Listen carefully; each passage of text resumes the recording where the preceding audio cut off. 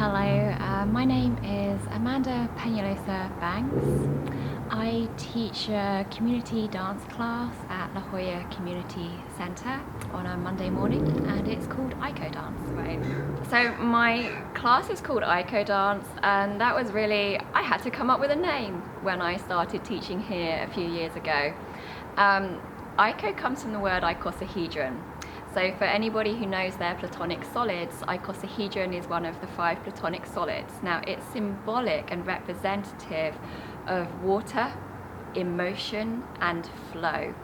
And because the class that I teach has quite a lot of flow and an invitation to engage with flow, it seemed like an appropriate name at the time. So the class itself, it's based on my sort of understandings and work as a contemporary dancer, and then also trainings that I've done throughout the year based on the work of Rudolf Laban, Irmgard Bartenieff. So a variety of somatic-based practices and movement forms and ways of seeing and working with the body in movement. It contains a mixture of structure and freedom. So by that I mean that some of what we do is sequences that I will teach, and we will all dance as a class together in unison, but always following a structured sequence will be some freedom, and so that's improvised time for people to move as they would like in response to the music, or in response to their feeling state in that moment, or even in response to paintings in the room that might inspire them to move in a certain way. So we try and work with the whole body, so some of the sequences might focus on legs and feet and footwork, but we have a lot more focus on the whole torso and on the arms and the hands and the face as well, so that there's an invitation to engage the whole body in moving.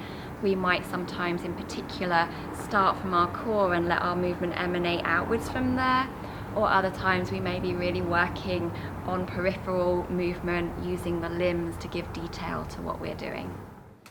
So for example, at the beginning of class we have a focus on this area here, which is called Center of Levity. It's also heart chakra area. It's where your heart and your lungs are.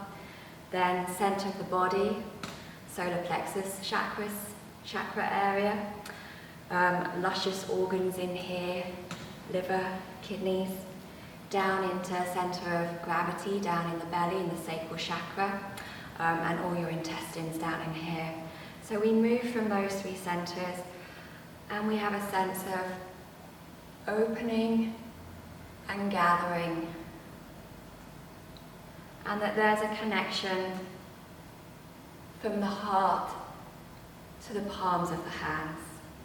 And then when we move to here, we have a different image is of radiating out through the limbs to the distal edges of our bodies and coming back in again, so that that sense of movement and energy and flow goes through knees and elbows, ankles and wrists to the very tips, and collects itself back in again. And down here in our center of gravity, we want to imagine a sense of connecting down into the earth, descending downwards and returning back in. So in this sequence we have an image, and our image is of a sailing vessel riding over the ocean waves.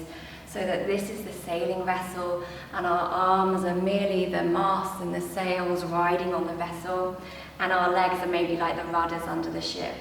So there's a sense of continuity and expansion in that moving vessel, and that it's about the journey, not the destination. So now we journey forwards back on our sailing ship, lovely and smooth and continuous. 3 steps, 1, 2, 3.